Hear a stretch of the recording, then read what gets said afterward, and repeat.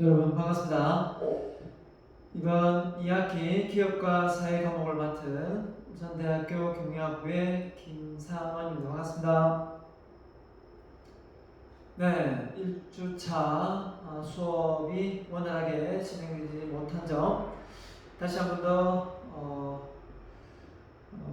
미안하다는 점, 죄송하다는 점을 전합니다.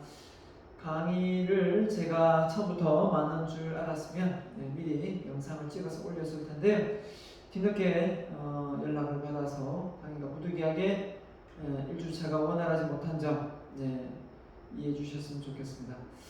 사실 제가 다른 과목을 많이 맡으면서 제가 더 이상 과목을 맡을 수 없는 상황이었는데 부득이하게 다시 맡게 되었습니다. 이왕 이렇게 된 거 여러분에게 좋은 강의, 또 질 높은 강의 할 수 있도록 최선을 다하겠습니다. 1학기 때 했고요. 몇 년 전부터 계속해서 제가 기업과 사회를 운영해 왔는데 부득이하게 이번 학기에 이렇게 다른 과목을 좀 맡으면서 또 다른 교수가 맞는 줄 알았는데 다시 넘어왔네요. 아무튼 여러분 이번 학기 대면 수업을 통해서 정말 수업을 할 거라는 기대를 좀 많이 했습니다. 또다시 코로나19로 이렇게 비대면으로 수업을 하게 됐는데 1학기 전체가 비대면이었지만 2학기는 빨리 중간고사전까지 모르겠습니다. 회복될 거라는 확신이 있는데요. 아무튼 여러분 건강 조심하시고 대면 수업하는 그날까지 여러분 건강관리 잘하기 바랍니다. 자, 일단 오늘 첫날의 말을 전해야 될 내용을 좀 설명을 하고 강의를 2주차 진행을 하도록 하겠습니다. 자, 수업 진행 방향인데요. 원래 이제 대면 수업이면 2시간이지 않습니까? 2시간의 강의를 제가 혼자 이론 수업 다음에 여러분 정말 지겹고 힘든 상황인데요. 그래서 그걸 예방하고자 조편성을 해서 제가 이론 강의를 1시간 하면 여러분이 사례 내용을 영상으로 보여주거나 또 자료를 첨부해서 이렇게 보여주는 내용인데 부득이하게 비대면 수업이기 때문에 여러분에게 조편성해서 영상을 올리고 할 수도 있지만 여러분이 상당히 번거로울 것 같아서 그런 과제는 대면 수업 때 하도록 하겠습니다. 대면 수업을 하게 되면 하지 대면 수업을 하지 않는데 그런 과제를 내서 여러분을 좀 힘들게 하고 싶지는 않습니다. 아무튼 일단 이론 수업 중심으로 해서 가겠고요. 혹시라도 제가 또 그 책 내용에 관련되어 있는 또 영상 좋은 내용이 있으면 여러분하고 같이 올려드리고 그 내용을 참고해서 여러분이 또 감상문이나 또 한 장의 요약문을 제출하는 방식도 하겠습니다. 그리고 또 너무 진도만 나가면 또 여러분 지루하기 때문에 제가 1학기에도 했습니다만은 특강을 한 2번? 많게는 3번 정도 해서 진도와 상관없이 편안하게 이렇게 들을 수 있도록 리더십 특강도 제가 몇 번 넣을 생각입니다. 그렇게 해서 이왕이면 실용 학문을 정말 좋아합니다. 아무리 이론으로 많이 내용을 배워도 그 내용을 사회에 나가서 활용하지 못하면 아무 쓸모가 없더라고요. 그래서 저는 전공 과목도 마찬가지로 교양 과목도 정말 활용 가능한 실용 학문을 정말 좋아합니다. 그래서 사례를 많이 들 거고요. 또 진도를 나가겠지만 진도 내용에 맞는 또 다른 또 참고 자료를 많이 가지고 올 겁니다. 그렇기 때문에 여러분 그런 점 쉽게 받아들였으면 좋겠습니다. 그래서 다양한 사례를 들으면서 여러분이 이해를 돕고자 하는 부분이니까요. 제 개인적인 어떤 사례도 나올 것이고 아니면 제가 읽었던 책 내용에 부교재의 내용도 많이 나올 것입니다. 자, 먼저 수업 계획서 다 출력할 수 있죠. 수업 계획서 보면 성과평가입니다. 성과평가 방법을 여러분이 알아야 나중에 서로 오해가 없기 때문에 출석 20, 그렇죠? 중간고사는 치지 않습니다. 기말고사 30, 그 다음에 리포트 10, 발표 20, 퀴즈 톰 프로젝트 20 이렇게 되어 있는데 조별 발표를 못하게 된다면 같은 프로젝트를 어떻게든 다른 내용으로 대체해서 여러분에게 점수를 줄 수 있도록 하겠습니다. 일단 대면 수업을 다시 한다는 가정하에 이 평가 방식을 일단 가겠습니다. 그러다가 도저히 이제 상황이 여의치 않아서 비대면으로 간다면 평가 방식도 좀 바뀔 수밖에 없다는 점 이해해 줬으면 좋겠습니다. 교재는 부교재를 많이 씁니다만은 부교재 부분은 제가 생략을 하고 PPT에 제가 첨부하겠습니다. 그리고 주교재는 기업과 사회에서 저자가 박상범이고요. 탑북스 책입니다.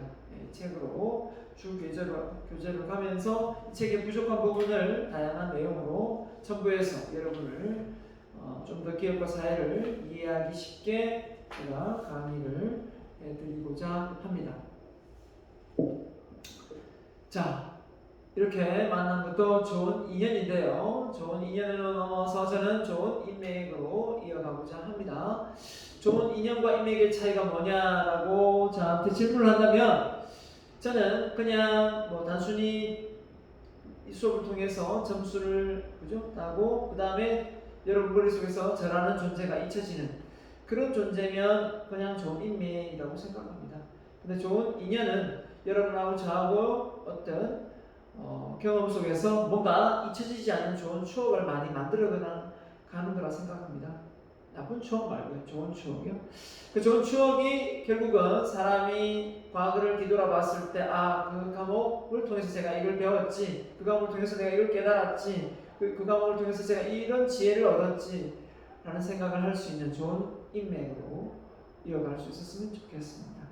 저부터 그렇게 노력을 할 테니까요. 여러분도 열심히 강의에 임해주길 바랍니다. 자, 먼저 1주차면 짧게 끝내겠지만 2주차 시작됐기 때문에 아무튼 1장을 제대로 강의를 진도를 나가보도록 하겠습니다. 자, 먼저 1장에 나와 있는 내용을 보면요. 자, 1장은 기업에 대한 개념입니다. 자, 기업과 사회니까 기업에 대한 개념이 나오면 2장에는 사회에 대한 개념이 나오겠죠. 사실 기업 그러면 우리가 공기업, 사기업 이렇게 나누기도 하고요. 또 여러분이 공무원이 되면 정부에 관련된 또 정부에 소속된 일도 할 수 있는데요. 그래서 어떻게든 간에 기업을 통해서 이 기업이 사회에 소속된 거 아닙니까? 그래서 이 기업을 제대로 이해하고 여러분이 나중에 근무하게 될 그 공간 속에서 이 기업이라는 존재가 여러분에게 어떤 역할을 하는지, 또 여기서 배운 학문 내용이 기업의 CEO가 제대로 제 역할을 하고 있는지, 아니면 그게 여의치 않는다면 여러분이 나중에 기업을 운영해서 또 중간 관리자, 또 경영자가 되어서 여러분이 운영할 때 오늘 배운 이번 학기에 배운 이 기업에 대한 이해도를 통해서 여러분이 좀 더 기업을 잘 운영할 수 있는 그런 역할까지 해낼 수 있을 거라 저는 확신합니다. 자, 기업이라는 것 자체가 단순히 생각하면 뭡니까? 기업은 왜 존재합니까? 기업도 하나의 조직이지 않습니까? 조직은 이윤을 창출하는 그런 어떤 목적을 가지고 있고 비공식 이윤을 창출하지 않는 조직도 있습니다. 근데 기업은 반드시 이윤을 창출해서 계속 기업이 이어가야 돼요. 그렇죠? 계속 이어가야 되기 때문에 기업이라는 갖는 의미는 상당히 우리에게 영향력이 아주 크게 다가오고 있습니다. 자, 그러면 기업이 어떤 역할을 하고 기업의 구체적인 어떤 상황을 사회적인 측면과 고려해서 순차적으로 한번 배워보도록 하겠습니다. 자, 그럼 기업의 개념에 대한 부분이 나올 거고요. 기업의 본질, 그 다음에 기업과 경제활동. 그래서 기업이 존재하는 이유가 경제활동, 즉 재화와 서비스를 생산해서 소비자에게 판매하는 가치를 부여해서 소비자는 적정 가격을 지불하고 이윤을 남기는 업체가 바로 기업 아닙니까? 그래서 기업과 경영의 본질. 자, 기업을 잘 운영하기 위해서는 경영을 잘해야 되겠죠. 그래서 경영은 뗄래야 뗄 수 없는 요소가 되겠습니다. 그래서 기업과 경제, 기업과 경영 이렇게 나눠질 수 있는 겁니다. 자, 기업의 정의부터 한번 내려보도록 하겠습니다. 자, 엔터프라이즈에서 자본주의 경제체제에 발달한 역사적 제도인데, 자본주의 말고 또 뭐가 있습니까? 자본주의 아니면 우리가 사회주의, 그렇죠? 사회주의도 공산주의 이렇게도 나누기도 합니다. 자, 그래서 뒤에 나올 거지만 일단 자본주의 체제 하에서 발달한 역사적 제도다 이렇게 했고요. 시장 경제 사회의 대표적인 조직이다. 그래서 경제, 시장 경제 말 그대로 자유시장 경제, 예, 그렇죠? 자유롭게 공급과 수요가 형성되어서 결국은 소비자의 적정 가격이 형성되는, 그렇죠? 예. 아무튼 기업의 특성은 뭡니까? 국민 경제 성장을 촉진시키기 위한 영속적인 실체다. 그래서 단기성이 아니라 영속 계속 이어가야 되기 때문에 이윤이 있어야 되겠죠. 그래서 공동의 일치된 목표 달성을 위한 협동 시스템을 갖는 조직체다. 그래서 공동의 일치된, 그러니까 종업원, 그죠? 과 기업의 또 임원들과의 어떤 그 일치된 목적, 그죠? 예, 기업의 가치가 있어야 되겠죠. 그래서 활동 시스템을 갖는다. 조직체다. 조직이란 말이 나올 겁니다. 조직이 왜 존재합니까? 조직이 존재하는 이유는 분업화를 통해서 시너지 효과를 내는 거죠. 그래서 혼자 하는 것보다 여러 사람이 힘을 합쳐서 협동해서, 그렇죠? 분업화하면 훨씬 더 많은 부가가치를 만들어내죠. 예, 그렇기 때문에 조직이 필요한 거고, 조직의 한 요소가 기업일 거고요. 자, 그래서 시너지 효과. 그래서 여러 사람이 함께 함으로 해서 더 좋은 성과로 이어지는 게 시너지죠. 네. 자, 그래서 공동의 목표 지향이다. 이게 중요한 기업 특성입니다. 이제 객관식 문제 나올 수도 있겠죠. 공동의 목표 지향이고 효용 가치 창출. 효용 가치. 그러니까 원재료를 공급받아서 그걸 가공해서 더 부가가치가 높은 걸 만들어내면 소비자가 그걸 통해서 가격을 지불하고 돈을 지불하고 사가지고 가지 않습니까? 아무리 좋은 제품을 만들어도 소비자에게 가치성을 잃는다면 그 제품은 판매되기 어려울 거고요. 영속적인 활동이다. 이렇게 세 가지를 큰 특성으로 거론을 했습니다. 자, 그래서 기업의 공동의 목표니까 결국은 기업의 CEO는 기업이 나아갈 방향이나 기업이 운영되어야 될 어떤 전략이나 전술을 구성원들에게 잘 전달할 필요가 있겠죠. 네. 아무튼 기업의 기능과 역할 보면요, 기업의 기능은 뭐냐? 단위 조직체로서의 시스템 유기적 작용을 수행하다. 시스템적 유기적, 무슨 말이냐면, 여러분 시스템이라는 말 들어보니까 시스템이 잘 반영돼야 된다. 쉽게 설명을 하면 이 조직이라는 것 자체가 어느 환경 속에서 단시일 내에 적응하고 금방 사라지는 게 아니지 않습니까? 그러니까 유기적이라는 부분이 좀 많은 주변의 어떤 상황에 고려해서 움직이는 상황이거든요.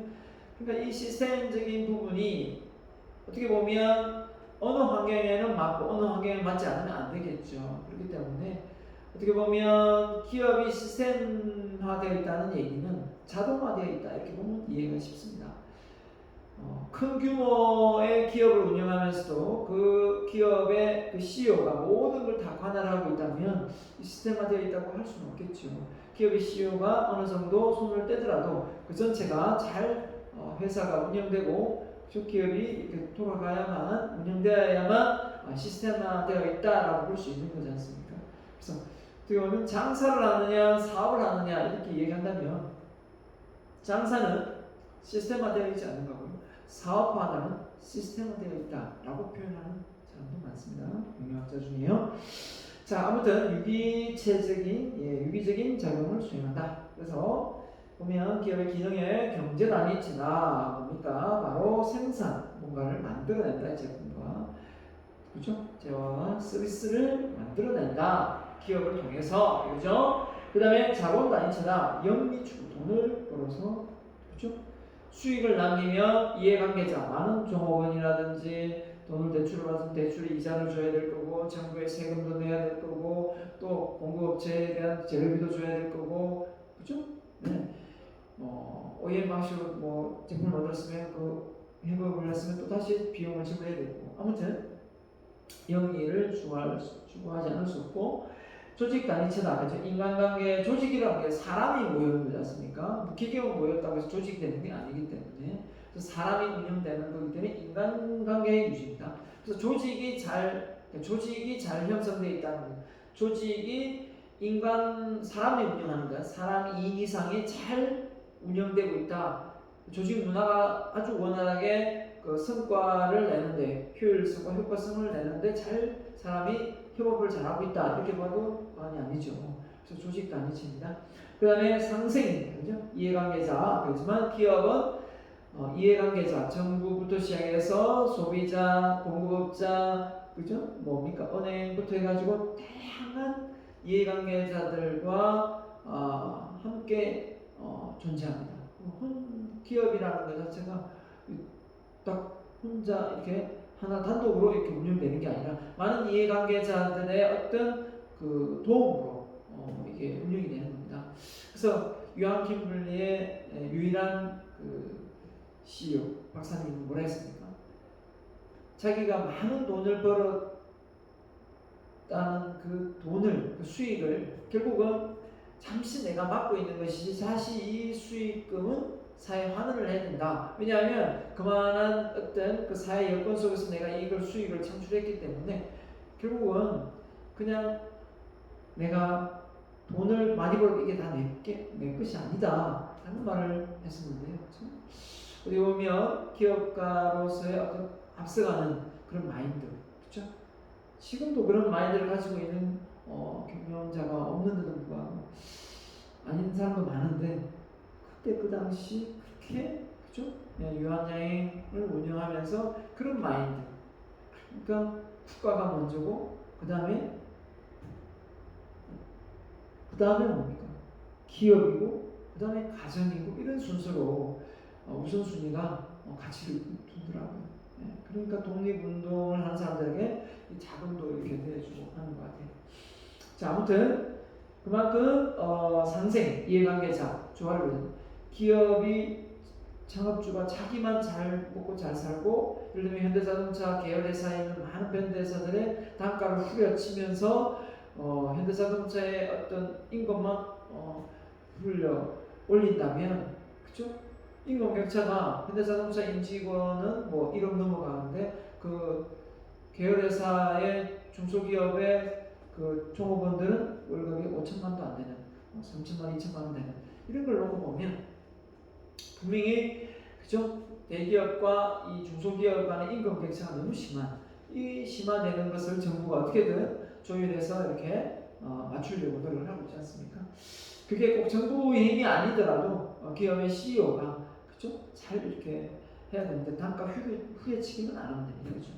아무튼 시스템 단위 환경에 적응을 한다.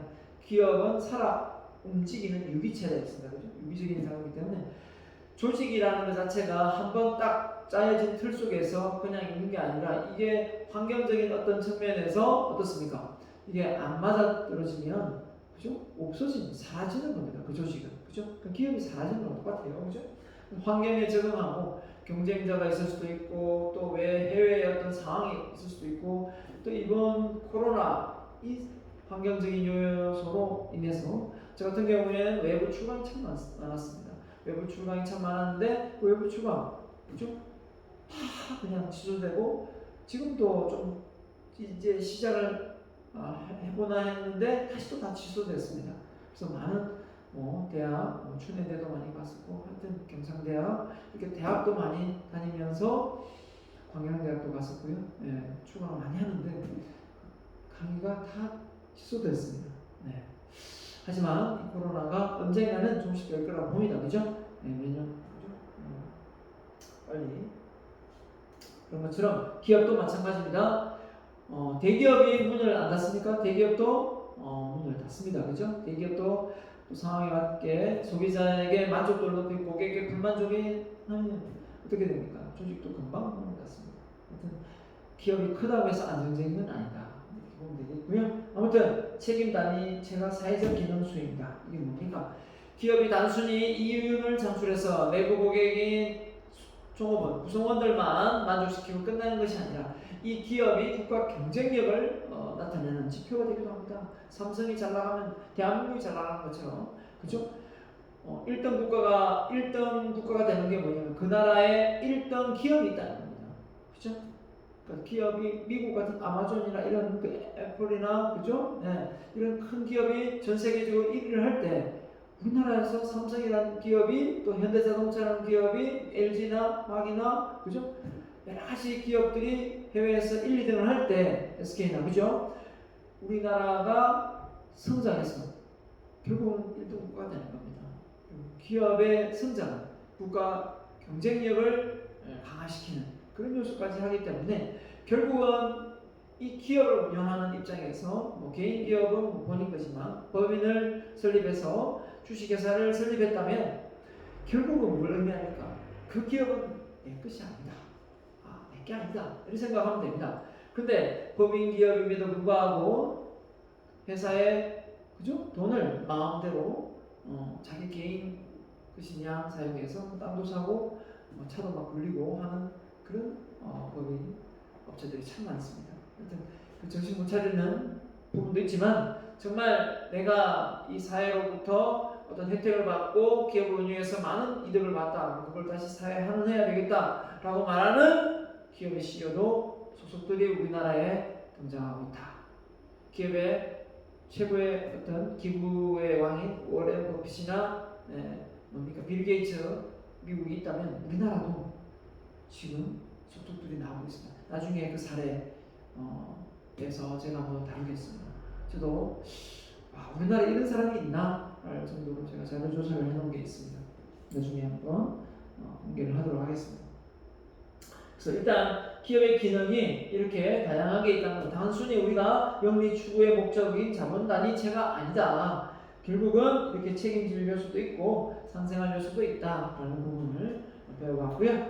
자, 그래서 기업의 기능과 역할, 그래서 역할이 뭔가 보면, 자 보십시오. 단위 조직체로서의 시스템 유기적 작용을 수행한다 했고, 아까 제품과 서비스 공급, 그죠? 네, 우리에게 소비자에게 제품과 서비스를 공급해서 질 좋은 제품을 공급함으로 해서 그 나라의 경제 성장을 또 도모하지 않습니까?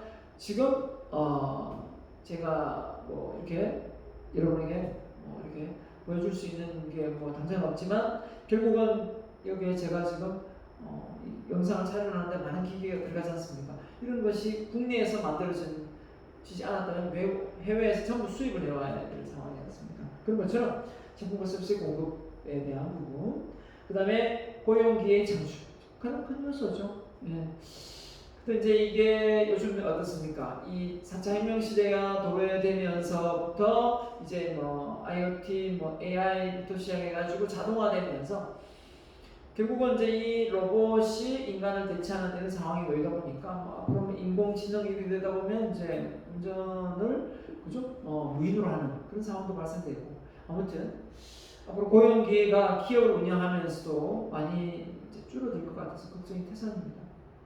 우리가 기술력 발전시켜 놓고 우리가 그 고용을 못하는 상황이 발생되는데 그 위에 기술력을 바탕으로 수준 높은 그런 인재가 돼야 되겠죠. 그래서 단순 반복적인 이런 로봇에게 인수인계하고 좀 더 창의적이고 혁신적인 그런 아이디어로 또 다시 혁신할 수 있는 그런 인재로 거듭나면 되겠죠. 또 더 나아가서 꼭 일을 해야 됩니까? 일을 하기 위해 태어난 건 아니잖아요. 그러면 더 많은 어떤 기계한테 일을 맡기고 좀 더 여가를 즐기고 행복을 추구할 수 있는 권리도 우리에게는 있다고 봅니다. 그렇죠? 네. 아무튼 고용기회의 창출 요소도 분명히 기업의 역할 속에 속해 있고요. 그다음에 제품과 서비스 공급 생산이지만 부가가치입니다. 바로 이익 창출, 그렇죠? 부가가치. 부가가치가 뭡니까? 원재료에서 사용할 수 있는, 소비자에게 사용할 수 있는 충분한 그러니까 인풋 대비 그 변형을 통해서 그게 부가가치 아닙니까? 그냥 단순히 철사에서 그 철이 바늘로 만들어지면 구멍을 뚫고 압을 뾰족하게 만들면 부가가치가 높아지는 거 아닙니까? 그죠? 예. 그냥 종이에서 포스트잇이 만들어지면 뗐다 붙였다, 그죠? 색깔 입히면 뭡니까? 포스트잇 부가가치가 올라가는 거죠. 그래서 우리는 대학에서 공부를 하는 이유가 바로 여러분의 부가가치를 높이기 위해서 공부를 하는 겁니다. 예. 그 부가가치를 높인다는 것은 어느 한 시점에 그냥 끝낼 일이 아니죠. 그렇기 때문에 우리가 평생 교육을 하는 겁니다. 맞죠? 내 부가가치를 계속 성장시키고 올려야 되기 때문에. 자, 국가경제 성장의 원동력이다 라고 설명을 드렸고요. 소비자의 만족도 통한 삶의 질의 향상이다. 그래서 기업이 만들어낸 제품과 서비스가 고객이 만족을 못한다면, 고객의 만족이란 뭐냐, 그죠? 소비자가 기대한 기대치와 그 제품을 사용치가 일치해야 됩니다. 소비자가 기대했던 기대치와 사용 가치가 일치되지 못하면 고객 만족은 일어날 수 없습니다. 그렇죠? 네. 아무튼 사회적 책임수행 아까 했죠. 기업이 사회적 책임수행에서 가장 많은 부분이 뭐냐면 사회 환원도 있겠지만 윤리적으로, 도덕적으로, 법률적으로 어긋남이 없이 정당하게 기업의 이윤을 창출하는 부분입니다. 네. 그 다음에 그걸 통해서 여건이 된다면 사회 환원을 통해서 이 사회, 지역사회 발전을 도모하는 거죠. 네. 그래서 우리 주변에 이웃에 어렵고 힘든 사람이 많다. 그럼 그 사람들에게 혜택이 갈 수 있는 공공 어떤 요소적인 도서관을 지어준다든지 장학금을 지원한다든지 그런 부분이 되겠죠. 그런 부분이 기업에서 책임을 수행하게 된다는 겁니다. 자, 그래서 경제활동의 주체로서 세부 활동입니다. 인간의 욕구를 충족해 필요한 재화 서비스를 생산, 소비, 분배하는 과정에서 일어나는 모든 경제 행위가 바로 경제활동이다. 이렇게 했습니다. 그래서 생산, 소비. 자, 보면 생산하는데 소비자들은 뭘 생산하기 위해서 뭐가 됩니까? 재화 서비스에 사용을 하겠고 또 뭘 공급합니까? 노동이나 자본이나 토지를 공급하죠. 그러면 그 기업에서 그걸 이용해서 제품과 서비스를 만들어내서 소비자한테 주면 또 가격을 또 지불해서 그죠? 또 그 종업원이라면 임금을 받아가겠고 그걸 어디에 투자를 했으면 이자를 받을 수 있겠고 또 지대 땅을 빌려주면 땅값을 통해서 수익을 창출할 수 있겠죠. 그렇기 때문에 이 생산하는 기업과 이 소비자는 떼내야 뗄 수 없는 관계다 이렇게 볼 수 있겠고요. 이것만 있으니까 경제활동 주체가 정부돼 있죠. 정부돼 있습니다. 아무튼 이렇게 소비자와 생산자 사이관계. 예전에는 파워가 생산자와 소비자의 파워가 생산자가 19세기, 18세기는 컸었죠. 왜냐하면 소비자가 힘이 있으니까 그 제품이 몇 개 안 되는데 빨리 사는 게 목적이니까. 근데 이제 21세기 들어서면서 이제 이 생산이 대량 생산을 되면서 소비자가 이제 선택권이 많아지는 거죠. 왜냐하면 공급업체가 많아지니까. 그렇기 때문에 이제는 소비자가 왕의 시대가 도래된 거죠. 그래서 소비자가 요구가 까탈스럽기 때문에 대량 생산에서 막 찍어내는 것이 아니라 다품종 소량 생산으로 바뀌게 되는 겁니다. 소비자의 입맛이 까탈스러워지는 거죠. 어떻게 보면. 자, 그래서 경제활동 주체 경제순환이다 해서 경제순환은 가게, 기업, 정부 이게 세 주체가 되고 여기서 플러스 하나 더 한다면 해외 수출까지도 해당될 수 있는 겁니다. 이 순환 사이클이죠. 자, 그래서 경제 주체 간의 상호관계, 뗄래야 뗄 수 없는 관계지 경제 주체. 이게 라이프 사이클 잘 돌아가면서 서로가 얽히고 얽힌 순환 흐름을 갖는 거죠. 투입 대비, 그죠? 서로 이득을 보는. 국가가 이득을 보는 게 뭡니까? 기업의 공공재를 공급함으로 해서 뭡니까? 공공재, 철도나 길이나, 그죠? 하수관이나 이런 거, 도로나 공원을 지으면 결국은 그걸 통해서 뭡니까? 이 기업이 그걸 도로나 이런 걸 잘 활용해서, 그죠? 수도나 잘 활용해서 전기나 활용해서 어떻게 됩니까? 기업은 성장을 띠죠. 수익을 창출해서 세금을 많이 내는 그런 상황이 되니까요. 그래서 국가가 또 지원해주는 땅을 또 아주 저리로 빌려서 또 활용하고, 그렇죠? 그래서 미국 트럼프가 당선되면서 하나 좀 잘한 게 있다면 리쇼링, 뭡니까?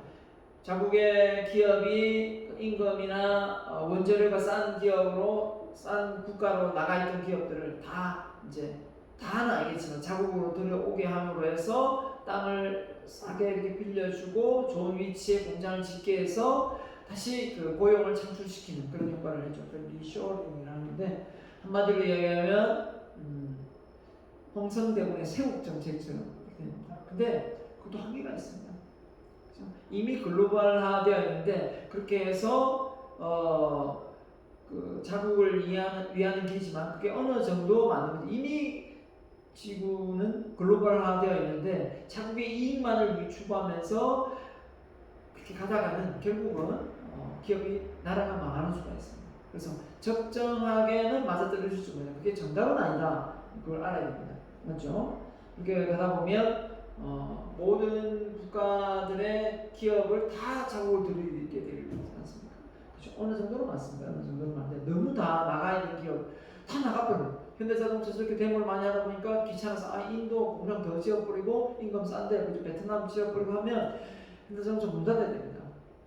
그렇지 않고 어느 정도 남겨두고 또 원가 원재료가 싼 또 임금이 싼 지역으로 가서 그죠? 네, 해외에 공장을 짓지만 전체적인 부분은 아니지 않습니까? 그죠? 자, 기업과 가게입니다. 그래서 아까도 얘기했고요. 네 가지는 해외까지 수출까지 포함된다. 경제활동 주체가 그렇게 알고 있으면 되겠는데 경제활동 주체 그래서 재화 서비스의 생산이다. 예, 사람이 살아가는 데 필요한 재화 서비스 그죠? 없을 수가 없죠. 그래서 이때 필요한 재무 자원, 은행 그죠? 되겠고 실물 자원, 다양한 어떤 토지나 뭐 산림 관련 쪽의 지하 자원 포함되고요. 인적, 경영자, 종사자들의 뭡니까? 네, 교육과 어떤 기술력 이런 부분이 되겠죠.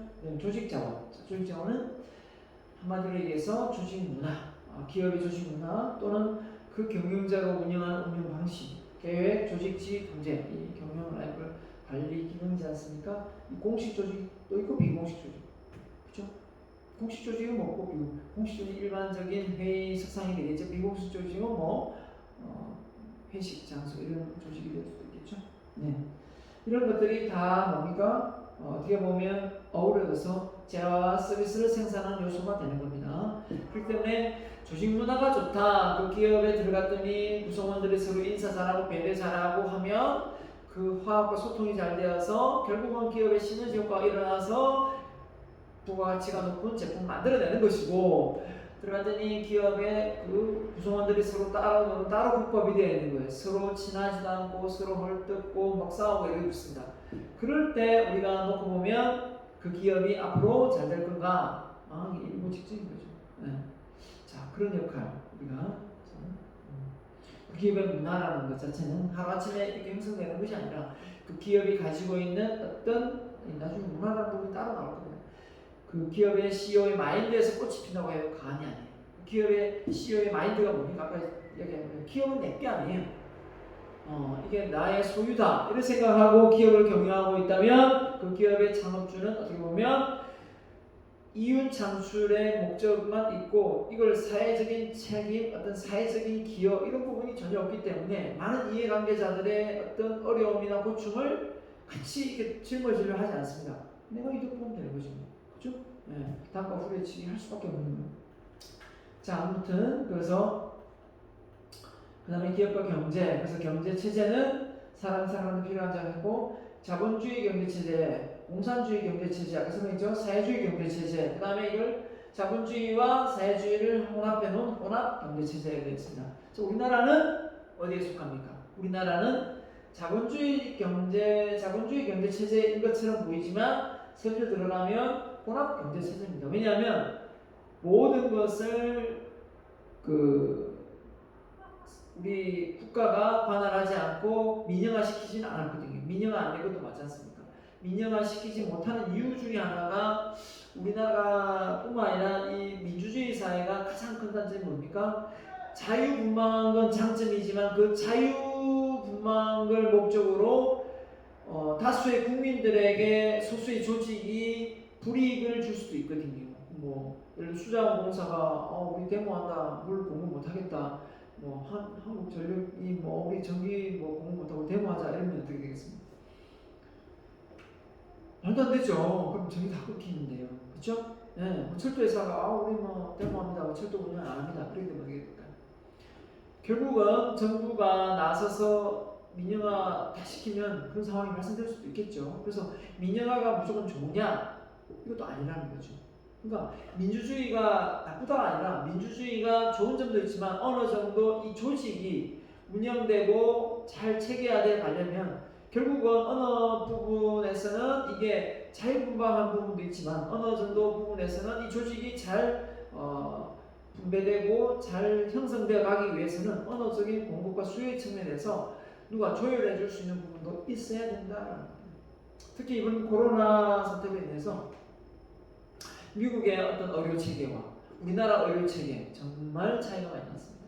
미국에는 코로나 검진을 받는데도 엄청난 돈을 넣어야 되고 우리는 무료지 않습니까? 대부분 무료로 해주기 때문에. 자, 이런 차원에서 의료 체계가 잘 돼 있다 보니까 결국은 좀 바로바로 이렇게 체크해서 하지만 미국 같은 경우는 그 많은 돈을 들여서 하다 보니까 그죠? 검사를 안 받고 또 많이 사망을 하게 되는 겁니다.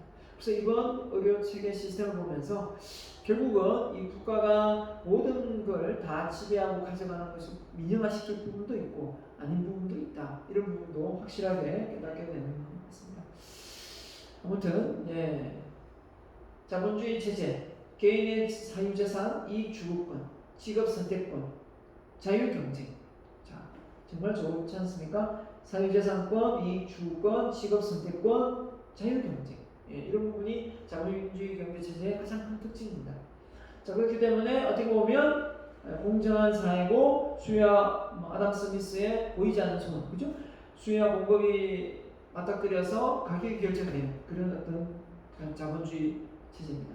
근데 이제 이게 참 좋긴 하나 이게 서로의 조직이 모여서 기업이 되기 때문에 그 기업들이 그죠? 가지고 있는 파워가 세면 셀수록 국민들 다수가 피해를 볼 수도 있기 때문에 이게 참 맞긴 맞지만 이게 어느 정도 맞는 부분이 있고 안 맞는 부분도 있다라는 부분이죠. 자, 공산주의는 우리가 아니기 때문에 유일하게 공산주의 그러면 북한, 그죠?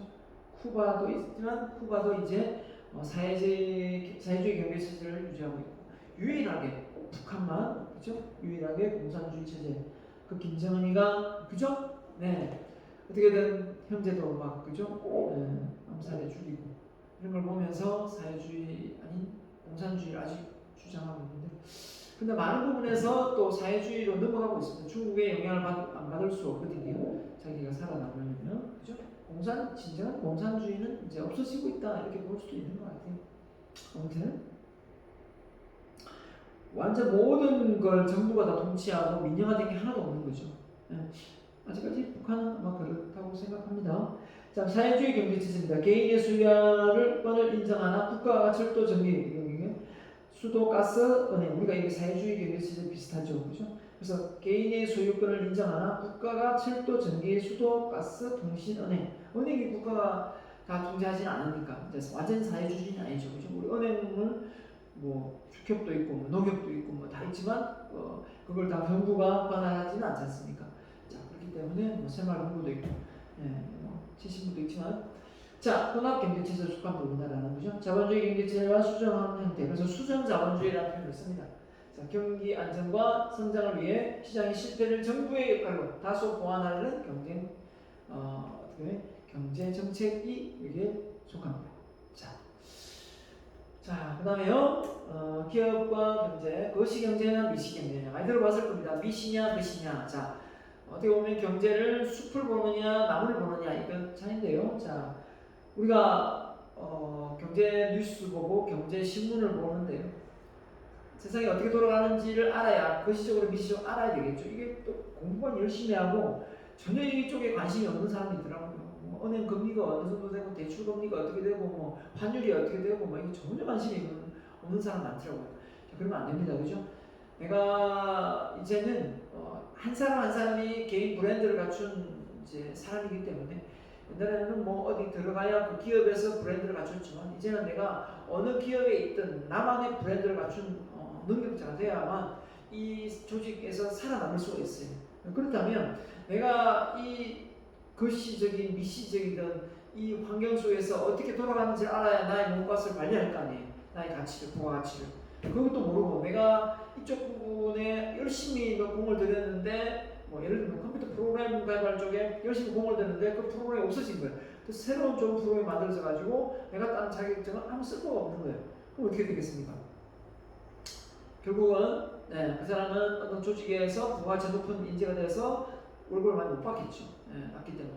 그런 것처럼 이 세상이 어떻게 돌아가는지를 알아야 됩니다. 그러려면 기업을 운영하는 입장에서 것이냐 미시냐. 그래서 것이는 말 그대로 국가 전체 둘러싸고 있는 해외의 어떤 다 경제지표는 GNP, 그죠? 한마디로 국민 총생산, GDP는 국내 총생산이지 않습니까? 물가 상승률, 환율, 금융 정책 등을 국가가 시행을 하는데 이런적인 이 측면에서 국가의 경제 지표나 환율이나 국제 유가, 그죠? 1배럴당 얼마 이렇게 돌아간다면, 그죠? 텍사스 원유가 얼마 이런 걸 알아야 된다는 거죠. 네. 그런 걸 우리가 거시경제다라고 표현하는 거고요. 뭐 경제학과 나와야 이걸 아는 게 아닙니다. 관심만 가지면 알 수 있는 거고요. 그 다음에 미시경제는 말 그대로 국가, 우리 국내의 어떤 소비 패턴, 그죠? 소비자의 물가지수가 뭐 어떻게 된다, 내려간다, 올라간다, 그죠? 지금 뭐 공공요금제가 올라간다, 내려간다 이런 거죠. 지금 금리가 올라간다, 내려간다. 국민이 저축을 많이 한다, 안 한다, 뭐 주식에 투자를 많이 한다, 안 한다, 이게 다 미시경제에 속하는 게 되는 거예요. 그래서 요즘에 주식 그러니까 뭐 그죠? 개미 군단이 완전히 주식을 막 사고 있죠. 대출을 해서 사고 막. 근데 뭐 어느 정도 이 상황이 뭐 부동산 경기도 안 좋고 하니까 그 개미들의 활약성을 뭐 인정을 합니다만은 남따라 하면 안 되겠죠. 자기가 충분히 공부를 해서 어느 정도의 해박한 지식을 통해서 덤벼들어야 되는데 남따라 하다가는 큰 포다진다 이렇게 생각합니다. 그래서 국가 순위 GDP를 이렇게 했는데요. 그래서 1위가 미국, 중국, 일본, 이렇게 독일, 인도. 이 GDP가 국내 총생산 아닙니까? 국내 총생산인데 한마디로 미국이 그만큼 GDP만 놓고 보면 국민 한 사람이 그 자국 내에서 생산량이 많다는 건 그만큼 잘 산다 이거 아닙니까? 그렇게 놓고 본다면은 그죠? 우리나라가 어디에 12 대단한 거죠. 우리나라 12라는 것 자체가 대단한 겁니다. 옛날에 20몇 대 했는데 12 이렇게 올라가고 있고요. 그 앞서 가려고 저는 아시아의 용이 엘빈 토플러가 아시아의 용이 숨겨져 있다라고 말했어. 아시아 용이 그것도 일본 강의 가서 했어. 일본 강의 가가지고 그러니까 일본 사람들이 일본 기자들이 모여가지고 엘빈 토플러 누군지 알죠? 제3의 물결, 제4의 물결 지식과 정보화 사회가 온다라는 그걸 맞춘 엘빈 토플러예요.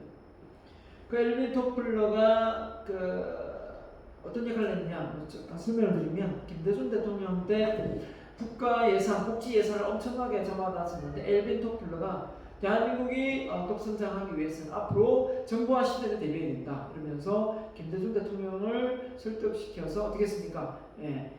바로 케이블을 깔았습니다. 복지 예산을 줄여가지고 케이블을 깔았어요. 그래서 대한민국이 전 세계에서 가장 빠른 인터넷 속도를 유지했던 겁니다. 근데 그게 이제 어떻게 보면 이 플랫폼 시장을 많이 개척하지 못했어요. 아마존 같은 그죠? 마이윈 그죠? 한마디로 알리바바 마이윈이 그죠? 알리바바 마이윈이처럼 이런 걸 우리가 만들어내지 못했잖아요. 알리바바 창을 못했거든요. 근데 어떻게 보면 우리나라는 어떻게 보면 이 인터넷에 강국은 되었지만 이 게임 업종이 너무 치중한 것 같아요. 이 플랫폼 시장 해가지고 아마존 같은 이런 큰 시장을 만들어내지 못하는 점이 좀 아쉽습니다. 그렇죠? 근데 뭐 지금은 늦지 않습니다. 그죠?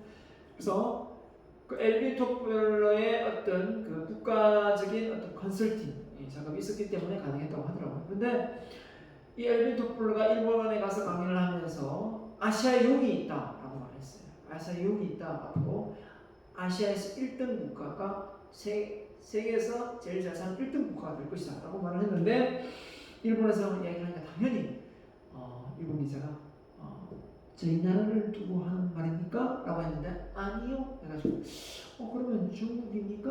아니요. 그럼 인도입니까? 아니요. 이렇게 보다가 그럼 도대체 어느 나라입니까? 라고 했는데 코리아 이렇게 말했죠. 그래서 와 이랬겠죠. 왜? 왜 한국이냐? 왜 한국일까요? 왜 한국이 엘리베이터 플러가 단순히 뭐 인터넷이 발달되어서 뭐 케이블이 잘 깔려 있어서 그랬을까요? 아니요. 엘리베이터 플러는 정보와 지식 사회 이 우리나라가 이 상당히 지식청 아닙니까? 어떻게 하냐면 고등교육, 이 대학 진학률이 세계 1등이거든요. 일단 이거 하고요. 두 번째 문화가 빠릅니다. 이 정보와 지식 사회는 이 초스피드한 이 성격을 갖고 있는 사람만이 앞서가거든요. 이 빨리빨리 문화하고 중국의 만만디 문화는 차원이 다르죠. 그렇기 때문에 이런 걸 다 겸비해서 놓고 볼 때 대한민국은 입시 경쟁은 치열하고 정보의 지식을 많이 습득하는 문화고 또 거기다가 이 성격 자체가 급하잖아요. 어떻습니까? 자판기 커피 뽑다가 손진 사람 많아요. 왜? 다 나오지 않는데 막 땡겨가지고. 네? 맞잖아요. 그렇기 때문에 결국은 엘펜 토플러가 그 말을 한 거예요. 아시아용이 대한민국이다. 물론 보완할 점이 있습니다. 그게 뭐냐면 우리나라 교육을 들먹였어요. 우리나라 교육이 너무 주입식이다. 학교 등수가 사회 등수는 아닌데 학교 등수가 사회 등수가 되어 있다. 그 점은 고쳐야 된다. 여러분 공부라는 걸 생각하면 여러분 학교에서 공부하고 시험 치면 공부라 생각하죠. 그게 공부가 아니에요. 여러분이 읽고 싶은 책을 읽는다. 그게 공부예요. 여러분 그게 관심 분야니까. 물론 그게 게임책이고 뭐 소설책이면 문제가 되겠지만 그게 자기계발서고 여러분의 전공책이라면 여러분 그게 공부예요. 아직도 대학생인데 공부를 시험 범위 내에서만 공부한다 라고 생각한다면 아직 공부를 제대로 못한다. 진정한 공부는 궁금하면 파고드는 거예요. 또 파고들고 하다 보면 그 분야에 내가 정말 해박한 전문가가 되어 있거든요. 그럼 대학을 와서 저는 리더십을 받았어요. 리더십을 좀 알고 들어가긴 했지만 그 리더십을 파고들으니까 셀프 리더십이 있더라고요. 그리고 또 파고들면서 셀프 인성 리더십을 내가 개발을 했죠. 그러니까 궁하면 통한다. 궁정통인 것 같아요. 여러분도 한번 여러분의 전공을 한번 내리 깊게 파보세요. 그 속에서 새로운 아이디어가 많이 숨겨져 있다는 걸 알게 될 겁니다. 자, 아무튼 우리나라가 12위네요. GDP. 자, 그래서 기업과 경제, 시장 유형, 완전 경쟁 시장, 독점적 경쟁 시장, 그 다음에 과점 시장, 독점 시장 이렇게 나와 있는데 각각 무엇일까요? 완전 경쟁. 모든 게 평등한 상황에서 자본주의 경제 체제에서 이 시장이 성립됐다. 근데 완전 경쟁이라는 게 있을 수 있을까요? 완전 경쟁은 말만 있는 겁니다. 다 입장 차이가 있고 여건이 다른데, 그죠? 국가가 매기는 관세도 다 다르고, 그죠? 그런데 이게 완전 경쟁이 어렵습니다. 여건이 대기업과 중소기업이 물건을 파는데 그 완전 경쟁이 됩니까? 될 수가 없죠. 하여튼 말은 있을 수 있다. 산업 내 다수의 경쟁 존재, 동일한 유사한 제품 사고팜, 수요와 공급의 법칙에서 가격 결정. 말은 완전 경쟁이죠. 그죠? 휘발유, 소매업, 쌀, 생필품, 필수품, 농수산물. 그죠? 이렇게 됩니다. 자, 그 다음에 독점적. 다수의 경쟁 기업이 존재한다. 얘가 의류나 옷, 그죠? 약, 치약, 샴푸, 골프공, 뭐 이런 예를 들면 안 돼요. 이게 독점적 경쟁 시장이다. 다수의 경쟁이고, 그 다음에 뭡니까? 과점이다. 과점은 어느 정도 독점이냐? 소수의 경쟁자가 존재하는 약 70%의 환경이다. 경쟁 수가 많지 않은 발전 시장에 생긴다. 예를 들면 자동차나 과점입니다. 이동통신, 의류나 샴푸 제조하듯이 보다 훨씬 어렵잖아요, 그죠? 그 다음에 정유회사, 항공회사, 전자회사, 반도체 뭐 만들기 쉽지 않잖아요. 맥주에서 만들기 쉽지 않잖아요. 이런 부분은 좀 과점이다. 어느 정도 몇 개의 기업이 훨씬 더 독점을 한다. 그 독점은 바로 완전 경쟁 독점이죠. 순수 독점입니다. 시장의 90% 이상 점유하고 있는 거예요. 정부가 가스나 전기 등의 독점이겠지만 마이크로소프트사의 빌 게이츠가 또 독점을 하겠죠. 자, 그렇기 때문에 반도체 그죠? 운영 체제에 이뭐 MS 능가하는 게 있습니까? 독점이죠. 근데 그래서 법적 구속이 될 뻔했는데 이 빌 게이츠가 머리를 썼어요. 어떻게 했습니까? 사회 환원을 하겠다. 자기가 좋은 일 하면서 독점을 유지하고 있는 거죠. 어떻게 보면 더 이상 경쟁자가 없는 지금 상황에 지금 현재 놓고 보면 맞죠? 자기가 가진 자산을 사회에 환원을 하는 그런 상황까지 만들어지면서 결국은 이미지는 좋게 가져가면서 독점을 하고 있는 그런 상황이 돼요. 참거리가 그런 점에서 참 좋다고 볼 수 있겠죠. 네. 그 순수한 면으로 남을 도와주고 있다라고 저는 생각합니다. 빌 게이츠가 뭐 꼼수를 써서 그렇지. 빌 게이츠를 좋게 봅니다. 자, 기업 경영의 본질입니다. 아까 말한 대로 고객 만족입니다. 고객 만족이 뭐랬습니까? 소비자의 기대치와 사용 가치가 일치되는 부분이 됐습니다. 그래서 소비자의 요구 충족, 요구를 충족시켜 제품과 서비스를 만들어내는데요. 자, 그래서 자원의 최적화, 유행자원, 무행자원이 있고, 그 다음에 예전에는 유형자원으로 모든 게 이루어졌는데 요즘 이제 무형자원, 눈에 보이지 않는 그죠? 인적 네트워크를 통해서 다양한 기업의 경영을 도와주고 있습니다. 기업 환경 요소, 그 기업의 외적인 부분이죠. 기술 환경, 인적, 물적, 경쟁사가 몇 개가 있느냐, 사회적인 상황, 정치 상황, 법적인 상황, 문화적인 상황, 지리적 상황, 이 모든 것이 다 기업 환경에 적용됩니다. 그래서 기업의 유기적인 환경 속에서 시스템적인 요소가 되는 거죠. 이런 상황을 고려해서 살아남아야 되니까. 이윤 창출입니다. 결국은 본질적으로 기업의 목적을 달성하고 계속적인 기업으로 성장한다. 그래서 경제 주체는 이익 추구와 사회 이익을 도모하여 균형적인 수준을 유지하는 것이다. 그래서 기업 경영의 본질은 이윤 추구지만 결국은 그 기업이 혼자 잘 먹고 잘 사는 것이 아니라 경영 활동 주체로서 사회 이익을 또 도모해야 된다. 이걸 다 내포하고 있다. 이렇게 보면 되겠습니다. 자, 그래서 기업과 주식, 그다음 큰 제목이 기업과 주식 있었지 않습니까? 기업과 주식. 조직이 뭔가? 조직에 대한 이해를 좀 해야 됩니다. 조직이 왜 만들어졌습니까? 시너지. 분업화를 통해서 예를 들면 핀을 만드는데 한 사람이 만들면 20개 만들지만 여러 사람이 만들면 한 10사람 모여서 만들면 이 분업화 시키면 몇천 개를 만들 수가 있는 겁니다.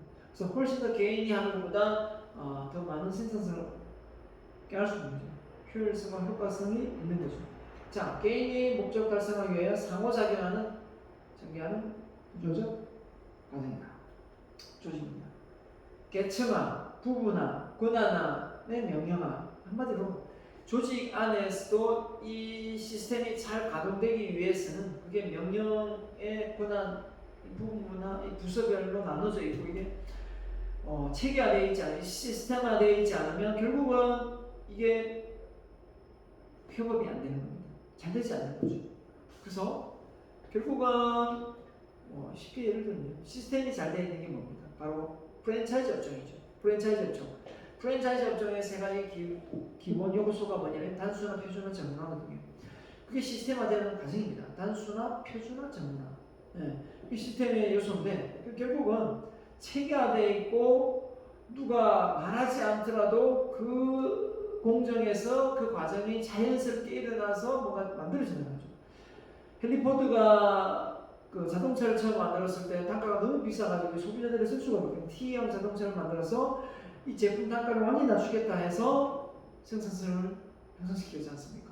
그래서 단가를 낮췄죠. 그래서 많은 소비자가 자동차를 살 수 있게끔 만드는 거잖아요. 이 시스템이에요, 시스템은. 3S, 단순화, 표준화, 정문화거든요. 마찬가지로 조직의 특성은 결국은 이 계층별로, 부분별로 다 나눠져서 소통하면서 가야만 기업이 존속할 수 있는 거죠. 그래서 공동의 목표가 있어야 되고 분업을 통하고 권한 체계가 있고 목표 달성을 위한 고유의 운영 법칙, 즉 규율을 갖고 있다. 다음 중 조직의 특성이 아닌 것을 고르시오. 그러면 다른 게 나올 수도 있겠죠. 지금 나올 수도 있는 겁니다. 그래서 여러분은 이제 이해를 돕고자 몇 개 더 왔습니다. 효율적인 노동, 도구와 분업 이걸 통해서 이 조직이 만들어집니다. 조직이. 예. 그래서 도구를 활용하지 않고 분업하지 않으면 굳이 조직이 있을 필요가 없는데, 그죠? 그래서 이 조직이라는 건 보통 제가 생각하면 이게 아까 권한 있고 명령에 일어나니까 서열이 있습니다. 그죠? 조직은 피라미드를 많이 떠오르는 겁니다. 물론 이 조직이 해당되는 업종도 있고, 그죠? 이 조직이 이 플랫 조직으로 평평한 조직에서 또 더 잘 소통되고 더 아이디어가 많이 나오는 경우도 있습니다. 그죠? 그렇기 때문에 꼭 이 조직이 무조건 좋다. 이게 군대 조직, 공식적인 조직, 이런 조직 외에도 이 유기적이고 좀 이렇게 순환적인 조직, 연구적인 조직인 플랫 조직도 있습니다. 자, 바나드가 정의를 했네요. 바나드가 2인 이상, 분업, 공동의 목표, 상호작용, 상호작용, 서로 협업을 해. 상호작용, 소통이 돼야 되지 않습니까? 그래서 조직이 있음으로 해서 이 자원이 결합되고, 그래서 배를 하나 만드는 거예요. 제가 조선 업종에 강의를 가봤는데요. 이 조선 업종에 강의 갔더니 뭐 밑에 밴드에서는 많더라고요. 현대 미포조선에서 배를 만들더라도 그 앞부분, 옆부분, 뭐 안에도 다 이렇게 다 해가 나중에 다 결합을 하거든요. 그렇지 않으면 이 배가 완전히 하나 만들어지는데 너무 오래 걸려요. 그러니까 각자의 어떤 역할을 다 하면서 이게 딱 용접을 같이 하더라고요. 그런 것처럼 이 배가 만들어지는 것도 마찬가지거든요. 그곳에서 다 만들어지는 것이 아니라 다 각자에서 다 만들어져서 이게 다 결합을 하는 겁니다. 그래서 제품과 서비스의 생산, 그죠? 서비스, 눈에 보이지 않는 서비스도 있죠. 사회에 미치는 영향, 건설업이 만들어지는 것도 개인에 미치는 삶, 태어나서 죽으면서 요런까지, 그죠? 죽으면서 요런까지, 그렇죠. 한마디로 태어나 죽을 때까지 우리는 조직의 영향을 받고 조직을 통해서 살아간다. 이렇게 놓고 보면 되겠습니다. 그래서 조직의 특성, 아까 이제 참고하면 되겠습니다. 그렇죠? 인간의 집단, 사람이 주체죠. 공동의 목표의 세대가 체계와 구조, 절차, 통제가 있습니다. 없는 게 아니에요, 그죠? 환경적 그러니까 시스템, 이 시스템의 환경에 적응을 잘해야 되니까 환경 적응, 조직의 경계, 제한된 경험. 이게 무슨 말입니까? 그러니까 안과 밖에, 그러니까 기업이라는 조직과 기업 바깥에 있는 조직의 어떤 시스템적인 차이가 있어야 되는데 다 개방 안 되면 그걸 조직화할 수 있습니까? 개방된 걸요. 그래서 마트에 장 보러 가는 사람이 모였다. 그 사람들이 제한된 어떤 개방 이런 게 없지 않습니까? 그래서 어떻게 보면 다 개방되어 있는 상황이기 때문에 그래서 조직이 아니다 이렇게 표현하는 거죠. 자, 그래서 조직 개념은 개척 단계, 이제 처음 시작이죠. 확장 단계, 건의 단계, 실시 단계 이렇게 해가면서 도입기, 성장기, 성숙기, 원래는 세태기인데 세태기가 되지 않기 위해서 쇄신기, 다시 혁신을 통해서 조직이 살아남아야 되겠죠. 이렇게 반복하는 겁니다. 도입기, 성장기, 성숙기, 세태기, 그죠? 하나의 조직이 만들어지면 그래야 다시 살아나고 쇄신이 또 어떻게 보면 또 새로운 조직이 만들어지고, 그러니까 하나의 조직이 완성됐다 해도 그 내부적으로 보면 부서가 이동이 되고 또 생기고 없어지고 이렇게 계속 되거든요. 부서 이동이 없는 회사는 없는 거죠. 어떻게 보면 맞죠? 그렇게 해서 성장하는 거니까. 시스템의 내가 단계에 있었고요. 그래서 이렇게 단계별로 개척 단계, 확장 단계, 권위 단계, 쇄신 단계, 도입기, 성장기, 성숙기, 세태기인데 세태기를 안 가기 위해서 쇄신 단계, 혁신을 이어진다. 라이프 사이클, 제품의 라이프 사이클이 있듯이 기업의 시스템적인 어떤 변화 단계입니다. 자, 그 다음에요. 경영 활동입니다. 기업 경영 활동을 보면, 자, 기업이 이제 전체적인 경제 체제에서 이윤을 창출하기 위함인데, 기업이 잘 경영하기 위해서는 계획, 조직, 지휘, 통제, 운영되지만, 그죠? 성과를 이어지기 위해서는 두 개를 크게 나눠놨습니다. 지원 활동과 주요 활동. 지원 활동은 뭐고, 주요 활동은 뭔가? 생산, 관리, 마케팅. 이게 없으면 제품이 만들어지지 않겠죠. 그래서 생산, 구매, 생산, 공급, 그죠? 자원을 공급받아가지고 생산, 물류 통해서 유통을 통해서 마케팅 해가지고 파는 겁니다. 나중에 사고 서비스도 하고. 근데 그 위에 돈이나 사람이나 MIS 뭡니까? 경영정보, 그죠? 경영정보 시스템이죠. 정보나 연구개발이나 회계관리나 경영 전략을 이걸 보좌해서 지원 활동을 받아가 이 주요 활동이 잘 이행되게 만드는 겁니다. 결국은 소비자가 그 이윤을, 그죠? 소비자에게 그 부가가치 높은 제품 만들어서 기업은 이윤 창출하는 거 아닙니까? 그래서 이렇게 지원 활동과 주요 활동을 구분해 놨습니다. 이게 구분해 놨습니다. 자, 이것도 역시 객관식 문제, 주요 활동과 지원 활동 중 아닌 것을 고르시오. 나올 수도 있겠죠. 시험 문제에 객관식 나온다면. 자, 이런 식의 어떤 구분 정확하게 할 필요가 있겠고요. 그래서 기업의 생존은 부동식이 뭐냐? 이렇게 본다면 기업은 뭡니까? 기업은 어떤 원재료를 가지고 그걸 변형시켜서 재화 서비스를 만들어내고 그게 결국은 부가가치가 높은 걸 제품을 만들어내면 소비자가 그걸 구매해서 결국은 기업이 이윤을 창출하는 거지 않습니까? 그렇기 때문에 기업은 어디까지나 고객에게 선택권을 가지게 됩니다. 왜냐하면 아까도 얘기했지만 고객이 생산업체가 많다 보니까 고객이 만족할 수 있는 수준이 까다로워졌다는 거죠. 그렇기 때문에 기업의 생존은 고객의 욕구 충족에 달려있는 거죠. 그래서 그 욕구 충족을 잘 시키면 결국은 뭡니까? 소비자가 선호하는 제품과 서비스가 될 것이고 그게 아니면 도태되어서 기업은 망할 것이고 그렇죠? 그래서 고객이 구매한 제품이 경쟁사 비교하여 가격이 타당하다고 느낄 때 자, 우리나라 지금 자동차, 현대자동차가 뭐 잘하고 있다라고 말하는 사람도 있고 값만 올리고 있다라고 말하는 사람도 있는데 정말 자동차가 거짓말을 못하고 6개월 단위로 시스템이 바뀌고 1년 단위로 새로운 자동차가 나와요. 그러니까 자동차가 새로운 신종이 나온다, 신차가 나온다 참 좋은 의미도 있지만 내가 산 차가 빨리 감가상각비가 그죠? 높아져가지고 내가 이 가치가 떨어진다는 거예요. 한마디로 얘기하면 내가 산 자동차가 예를 들면 뭐 한 5천, 6천 주고 샀는데 새로 또 신차가 나오면 내 차가 갑자기 뭡니까? 계속 떨어지는 거예요. 가치가. 그러면 새로 신차가 나오는 게 소비자 입장에서는 좀 불리하겠죠. 기존 자동차 가지고 있는 사람은. 하지만 국가가 가지고 있는 경쟁력에서 전 세계적인 어떤 자동차 시장이 너무 빨리 급변하고 있어요. 뭐 지금 내연기관에서 뭐 전기 자동차, 수소 자동차 이렇게 빨리 바뀌는데 그걸 또 못 따라가면 국가가 경제 위기가 와요. 왜냐면 다 그걸 또 뺏기니까. 그런 걸 놓고 보면 또 현대자동차가 잘하고 있다. 소비자를 우롱하고 있다. 이렇게 좀 편이 나뉘고 있어요. 저는 어느 쪽이냐면 잘하고 있는 것 같아요. 그렇게 할 수밖에 없고 그래서 이런 말이 있더라고요. 현대자동차가 처음에 이렇게 포니를 만들고 했을 때 뭐 자동차가 외국에서 만들어지는 거고 포드부터 해가지고 한 10년이 뒤쳐졌거든요. 뒤쳐진 이후에 현대자동차가 설립돼서 포니를 만들었지만 지금의 전기 자동차나 수소 자동차는 나란히 그 출발선에서 막 뛰는 거잖아요. 그 전에는 10년 뒤쳐져가지고 뛰었고 그렇기 때문에 지금은 경쟁력이 또 보면 많이 따라잡았잖아요.